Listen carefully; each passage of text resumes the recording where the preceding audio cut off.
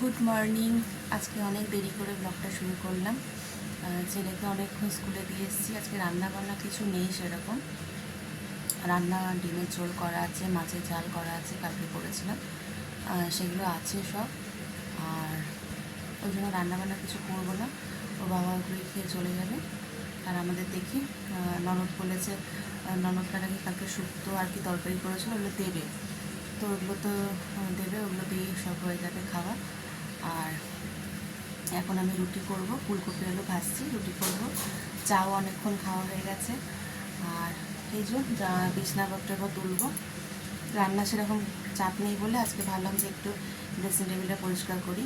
আর কালকে কী কিনেছি body lotion বলে দেখাচ্ছি। চলো তোমাদের দেখিয়ে দিই কালকে কী কিনেছি। এই যে ছেলের জন্য হিমালয় ক্রিম কিনেছি, আর এই বডি লোশনটা কিনেছি। একেবারে একটু বড় দেখে নিয়ে নিলাম, পুরো শীতটাও হয়ে যাবে, আর সামনের বছরও হয়তো থাকবে। আর আমার জন্য এটা নিয়েছি, এটা অফার দেখলাম, পেলাম দুটো 350 না কত, 300 কত নিল। তো এটা আমার জন্য নিয়ে নিলাম, দুটো ছিল, একটা মাকে দিলাম, শাশুড়ি মাকে দিলাম, একটা আমি নিলাম। তো এগুলোই হচ্ছে শীতের ক্রিম কিনে নিলাম সব। আর তো কি কিনলাম কালকে দেখালাম, ওদেরকে দিলাম। ওখানে গিয়ে আর কোনো ভিডিও করা হয়নি, ভুলে গেছি কথা বলতে বলতে। আর কিছু কিনিনি, তাও যেন কিছু জিনিস ভুলে গেলাম। আটা কিনতে হতো, ভুলে গেছি। শাশুড়ি মায়ের গ্রিন টি খায়, সকালবেলায় গ্রিন টিটা নিতে হতো, শেষ হয়ে গেছে। সুগার ফ্রি নিতে হতো, ভুলে গেছি। তাই আজকে বলছিলাম, আজকে আমি আর বেরোতে পারবো কিনা জানি না, তুমি এগুলো তাহলে নিয়ে আসবে আসার সময়। আর আজকে রান্না যেহেতু ঝামেলা নেই, বললাম ঘরের একটু টুকটাক গোছগাছ করবো। এমনিতে রোজ তো আর ঝাড়া মোছা করা হয় না, এমনি সামনে যা পাই টুকটাক ঝেড়ে নিই, ওয়ার্ড্রপের সামনেটা তো ছেড়ে নিলাম, এইসবই। এমনি ভালো করে সব নামিয়ে টামিয়ে ড্রেসিং টেবিল এই সেইগুলো সারা হয় না। আর এই ধুলো প্রচুর পড়ে, রাস্তার ধারে ঘর নয়, দেখো ভেতর দিকে ঘর, তাও এত কেন যে ধুলো হয় বুঝতে পারি না। শীতকালে মনে হয় আরও বেশি ধুলো হচ্ছে।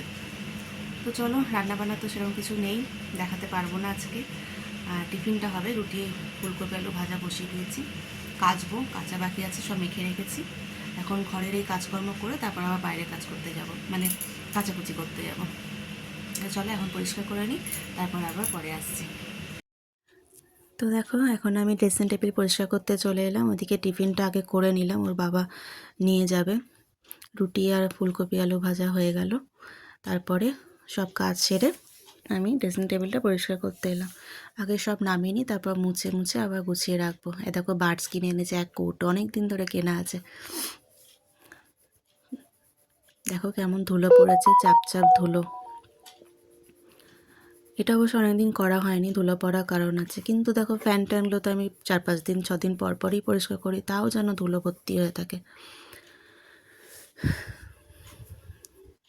তো চলো সব নামিয়ে নিলাম, এরপরে গুছিয়ে গুছিয়ে তুলে রাখবো। আর রান্নার তো সেরকম ঝামেলা নেই, তাও তো করতে হবে। যতই কেউ দিয়ে যাক আর যাই, কিছু না কিছু রান্না করতেই হবে। আর যদি কেউ নেমন্তন্ন থাকে, মানে কেউ নেমন্তন্ন করে, কোথাও নেমন্তন্ন থাকলে তখন হয়তো রান্না ছুটি থাকে, তাও ছুটি থাকে না, শাশুড়ি মা যান না, তার জন্য করতেই হবে। মেয়েদের কোনো দিনই, মানে বিয়ের পর থেকেই, পুরো বিয়ের আগে তো একরকম স্বাধীনভাবে আরামে থাকা, মায়ের হাতে সব কিছু, কোনো কাজকর্ম কিচ্ছু নেই। বিয়ের পরই যেই দিনই মেয়েদের বিয়ে হয়, সব মেয়েদের ক্ষেত্রে বলবো না, কিছু কিছু মেয়েদের ক্ষেত্রে বলবো, বিশেষ করে আমার কথাই বলছি, বিয়ের পরই মেয়েদের জীবনটা একদম খাঁচায় বন্দি হয়ে যাওয়ার মতো। দূর থেকে দেখে মনে হবে যে না, ও তো খুব ভালো আছে, ঘুরছে ফিরছে বেড়াচ্ছে, কোনো অভাব নেই, বর চাকরি করছে, যা ইচ্ছা তাই করতে পারে। কিন্তু একমাত্র ভেতরের কথাটা নিজেই জানি, বাইরের থেকে সব জিনিসটা দেখলে বোঝা যায় না। এ দেখো রোলন কিনে রাখা আছে, মাথা ব্যথা হয় মাঝে মাঝে, মাইগ্রেনের ব্যথা আছে, তখন মাথায় দিই একটু করে। আর দেখো তোমাদের সাথে কথা বলতে বলতে আমার পুরো ড্রেসিং টেবিলটাই গোছানো হয়ে গেল, এবার টেবিলটা গোছাবো। তো হ্যাঁ, কি বলছিলাম, মেয়েদের যেন সব, মানে কোনো দিনই ছুটি পাওয়া যাবে না কাজ থেকে। বিশেষ করে গ্রীষ্ম, বর্ষা, শরৎ, সব সময় কাজ মেয়েদের থেকেই থাকবে। যাই হয়ে যাক না কেন, শরীর খারাপ হোক, মন খারাপ হোক, যাই হয়ে যাক না কেন, কাজ থেকে কোনো দিনই ছুটি নেই। যেদিন হয়তো শেষ নিঃশ্বাস ত্যাগ করব, সেদিনই হয়তো ছুটি পাবো জীবন থেকে, তার আগে নয়। তো আজকে অনেক কষ্ট নিয়ে কথাগুলো তোমাদের বলছি, ভয়েস ওভার দিচ্ছি যখন প্রচণ্ড কষ্ট হচ্ছে, মনটা কিছু একটা কারণে খারাপ আছে। সব কথা তো আর সবাইকে বলা যায় না। আর আমার কষ্টের কথা তোমরা শুনেই বা সবসময় কী করবে, তোমাদেরও বোর লাগবে। তো যাই হোক, কিছু কারণের জন্য মনটা খারাপ লাগছে, তাই কথাগুলো বেরোচ্ছে।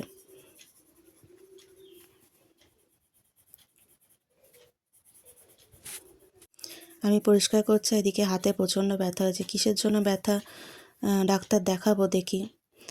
তো যাই হোক, কারোর জন্য না হোক, নিজের জন্য, নিজের কাজটুকু তো নিজে করতেই হবে। আর ছেলে আছে, ছেলের জন্য তো করতেই হবে, নাহলে ছেলেটা তো ছেলেটাকে ঠিকমতো দেখা হবে না। আত্মীয় স্বজনরা কাছে আছে ঠিকই, 2 দিন সবাই করবে, 3 দিনের দিন কিন্তু কেউ করবে না, কথা শুনতে হবে, কথা শোনাবে। তাই নিজের ছেলের দায়িত্ব তো নিজেকেই নিতে হবে, ওর জন্য হলেও আমাকে করতে হবে।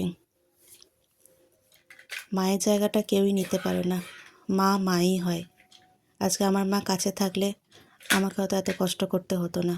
বিশেষ করে খাবারটা তো মুখের সামনে এগিয়ে দিত করে, যে তুই কাজ কর, আমি খাবারটা করে তোর সামনে দিচ্ছি। তাই মায়ের জায়গাটা কোনো দিনই কেউ নিতে পারে না, মা মাই হয়। ছেলে মেয়েদের শরীর খারাপ হলে কেউ করবে না, একমাত্র মা বাবা ছাড়া।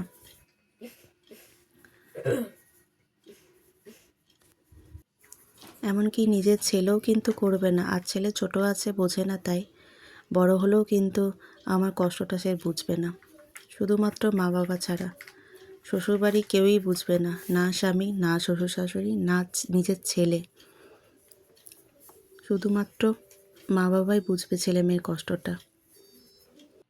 তো দেখো, তোমাদের সাথে কথা বলতে বলতে সব কিছুই মোটামুটি গোছানো হয়ে গেল। এই দেখো হোমিওপ্যাথি ওষুধ আমার ছেলের জন্য। আর এই দেখো, রিসেন্টও বাবা জন্মদিন গেছে, তো বাবা বার্থডেতেও গিফট করেছে এটা একে, তো এটা রেখে দিয়েছি। আর এবার বিছনাটা গোছাবো। আর হোমিওপ্যাথি ওষুধ ছেলেকে খাওয়াই, কারণ এখন হোমিওপ্যাথিটাই শুরু করেছে 1 বছর। ছোটোবেলায় ওকে নিয়ে খুব ভুগেছি, প্রচণ্ড ভুগেছি। প্রত্যেক মাসে ডাক্তার বাঁধা ছিল, প্রায় দিনই শরীর খারাপ, কাশি, সর্দি, অল্পতেই ঠান্ডা লেগে যেত, পেটেরও প্রবলেম হতো। একবার 1.5 বছরে ভর্তি হয়েছিল পেটের প্রবলেম নিয়ে, 2.5 বছরে ভর্তি হয়েছিল নিউমোনিয়া নিয়ে, হসপিটালে 2বার ভর্তি হয়ে গেছে। তো এখন একটা ডাক্তারের সন্ধান পেয়েছিলাম হোমিওপ্যাথি, তো সেটা দেখাতে এখন অনেকটা ভালো আছে। কিছু হলে ডাক্তারকে দেখালে ওষুধ দিলে ঠিক হয়ে যায়। আর বেশি তো অ্যালোপ্যাথি ওষুধ খাওয়াও ঠিক না, না, তাই হোমিওপ্যাথিটা শ্যুট করে গেছে, এদিক দিয়ে নিশ্চিন্তে। তো দেখো, এখন আমি ফটোগুলো সব মুছে নিচ্ছি। বিছনা চাদর চেঞ্জ করলে তো সব মুছেই নিই আমি, প্যান্ট ট্যান সব মোছা হয়ে গেল, এখন ফটোগুলো মুছে নিচ্ছি।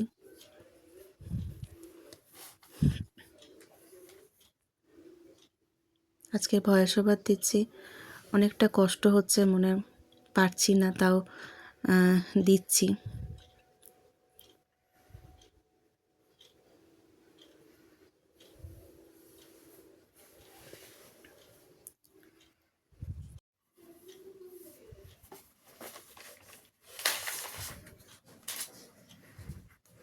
একবার ভিজে কাপড় দিয়ে সব মুছে নিলাম, এরপর শুকনো কাপড় দিয়ে আর একবার সব মুছে নিলাম। সব মোছা কমপ্লিট, এবারে বিছনাটা ঝেড়ে নিচ্ছি। কিছু মানুষ আছে জানো তো, তুমি যতই করো তবু কোনো দিন নাম পাবে না যে না, এই মেয়েটা তো সংসারের জন্য অনেক করে। বিশেষ করে বউ যারা আছো, তারা শ্বশুরবাড়ির জন্য যতই তুমি করো, নিজের জীবনটা ঢেলে দিলেও কোনো দিন বলবে না যে না, এই মেয়েটা সংসারের জন্য এত কিছু করেছে। তো দেখো, এখানে আমার চাদর পাতা হয়ে গেছে, বিছনা গোছানো পুরো কমপ্লিট, ঘর পরিষ্কার। আর সবুজের একটা কিনেছিলাম, এখানে রাখলাম। দেখো, সব শীতের জামা কাপড়গুলো, সোয়েটার টোয়েটার যা থাকবে এখানে গুছিয়ে রেখে দিচ্ছি। টেবিলও গোছানো হয়ে গেছে। কতদিন গোছানো থাকবে একবার দেখো না, ছেলে যা দুরন্ত, সব এটা ওটা নিতে যাবে আর ছড়িয়ে ছিটিয়ে রেখে দেবে।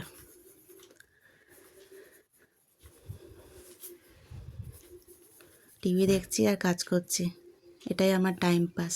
আর এখানে দেখো বাথরুমে ব্লিচিং দিয়েছি, রান্নাঘরের নিচটা ব্লিচিং দিয়েছি, একদম বাইরে ব্লিচিং দিয়েছি। ব্লিচিং তো দেওয়া হয়ে গেল, তারপরে চিন্তা করছি এগুলো সব ঘষবো, কোমরের অবস্থা কি হবে। আর ঠিকই তাই, ঘষার পর কোমর নিয়ে আমি উঠতে পারছিলাম না, এমনকি বিকেলে জ্বরও চলে এসেছিল, এত ব্যথায় কষ্ট পেয়েছি। এবার দেখো সব ঘষা মাজা করে কাচাকুচি করে সব শুকোতে দেওয়াও হয়ে গেছে, চান হয়ে গেছে, পুজো হয়ে গেছে। এবার ছেলেকে আসবে বলে এখানে দাঁড়ালাম।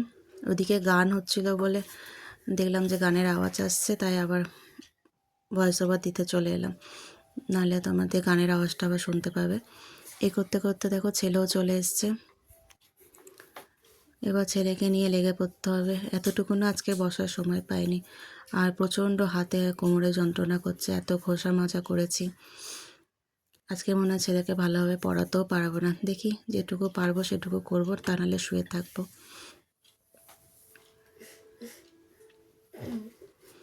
দেখো কত কেচেছি মিলেছি, এগুলো সব আবার তুলবো, গোছাবো। একার হাতে সমস্তটা কাজ করা। সবাই ভাবে কাজের লোক আছে, কিসের কাজ? কাজের লোক থাকলে কি কাজ নেই ঘরে? কাজের লোক তো সব তো করে দিয়ে চলে যাবে না, বাসনটা মেজে দিন আমি রেখে চলে যাবে, কাপড়টা কেচে দিয়ে ওখানে রেখে চলে যাবে। বাসনগুলো ঘরে তোলা, আবার নিজের ঠিক জায়গা মতো তোলা, জামা কাপড় মেলা, সেগুলোকে তুলে আনা, ভাঁজ করা, কম কাজ বলো তো? তো আবারও বিকেলবেলায় চলে এলাম, খাওয়া দাওয়া সব কমপ্লিট, দেরিও হয়ে গেছে অনেক, খেতেও দেরি হয়ে গেছে। আর ওয়েদারটা দেখো মেঘলা মেঘলা করেছে, বেশ ঠান্ডা ঠান্ডা লাগছে।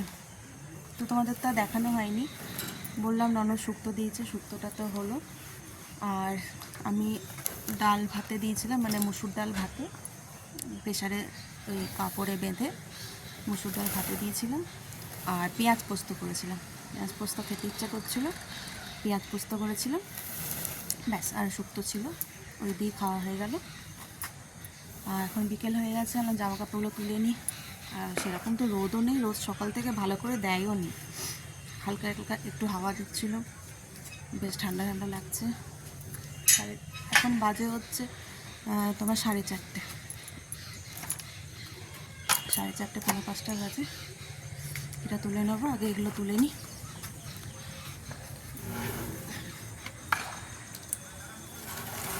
এখন তোমাদেরকে বেশি করে সময় দিতে পারছি না, কারণ ছেলের সামনে পরীক্ষা, ওকে দেখতে হচ্ছে অনেকটা। এরপর তো আরোই মনে হয় পারবো না সময় দিতে। তো চলো, যেটুকু পারবো তোমাদেরকে দেখানোর চেষ্টা করব, যেটুকু সম্ভব হবে চেষ্টা করব, নিশ্চয়ই চেষ্টা করব। আর ভালো ঠান্ডা লাগছে, আমি একটু শীত কাতরেও আছি, সেই জন্য নাকি জানি না, বেশ ঠান্ডা ঠান্ডা লাগছে। তো চলো জামা কাপড়গুলো তুলে নিই, এদিকে এগুলো সব ভিজে, এগুলো ঘরে মিলে দেবো, আর এগুলো শুকনো, এগুলো তুলে নেবো। ছেলের জামা প্যান্টটা আয়রন করে নেবো এখনই। আর আজকে দেখলে ব্লিচিং টিচিং সব দিয়ে ঘষেছি, কোমরা সোজা করতে পারছি না, এত কোমরে যন্ত্রণা করছে, অসহ্য কোমরে ব্যথা করছে। বাবাকে বললো আসার সময় কিছু একটা ওষুধ নিয়ে আসতে, না আমি পারবো না। হলিনি লাগিয়েছি, কোনো কাজ হলো না, মারাত্মক ব্যথা করছে। ওষুধ আনবে, ওষুধটা দেখি খেয়ে কমে কিনা, নাহলে এরপর ডাক্তার দেখাতেই হবে আমাকে। ঠিক আছে চলো, ছেলে পড়ছে, জামা কাপড়গুলো তুলে নিই, তারপরে কি করছি, রাতে আবার কি রান্না হচ্ছে পরে আবার আসছি। তো দেখো চুল থেকে এখনও গামছাটাও খুলতে পারিনি, 4টে 4:30 বাজে। ওকে লেবু দিলাম, লেবু খাবে আর পড়ছে। আজকে মনে হয় পড়াতে পারবো না, কারণ এত অসহ্য যন্ত্রণা করছে, বসে থাকতে পারছি না। দেখি আমি শুয়ে পড়বো, যেটুকু পড়া সেটুকু পড়ো নিজে নিজে। তো দেখো এটা কিন্তু পরের দিন সকালে স্কুল নিয়ে যাচ্ছি ওকে, স্কুল নিয়ে যাচ্ছি। এই সময় দেখো এখানে আমাদের পাশে বাড়ি একটা কুকুর আছে, কুকুরটা দেখছে তাকে।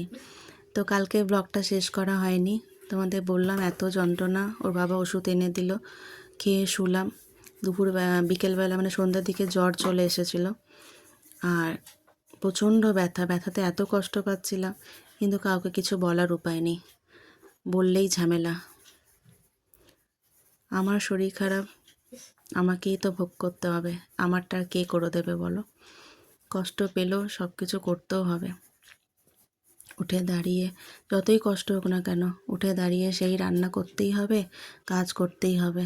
বললাম না, যেদিন মারা যাব সেদিনই একমাত্র ছুটি জীবন থেকে, তার আগে অবধি নয়।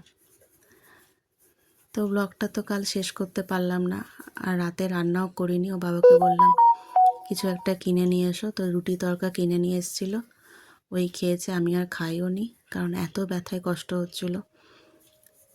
তাড়াতাড়ি ওষুধটা খেয়ে আমি শুয়ে পড়েছিলাম।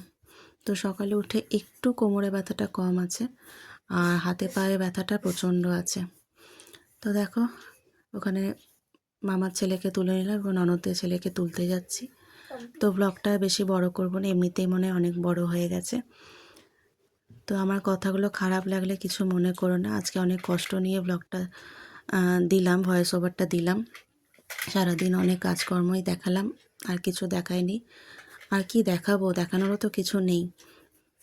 একজন হাউসওয়াইফের কাছ থেকে কাজকর্ম ছাড়া কী বা দেখবে তোমাদের। তো যাই হোক, ব্লগটা যদি ভালো লেগে থাকে লাইক করবে, কমেন্ট করে জানিও কেমন লাগলো। আর যারা নতুন আছো তারা প্লিজ চ্যানেলটা সাবস্ক্রাইব করে দিও, কারণ এখন তোমরাই আমার একটা পরিবার হয়ে উঠেছো। তোমরা যদি পাশে না থাকো আমি এগোতেই পারবো না। তো প্লিজ প্লিজ তোমরা পাশে থেকো। তোমরা প্লিজ ভিডিওগুলো দেখো, কেমন লাগছে কমেন্ট করে জানিও। ভালো লাগলে লাইক করে দিও, চ্যানেলটা সাবস্ক্রাইব করে দিও। আজকের ব্লগটা এখানে শেষ করছি, আবার দেখা হবে পরের কোনো একটা ব্লগে।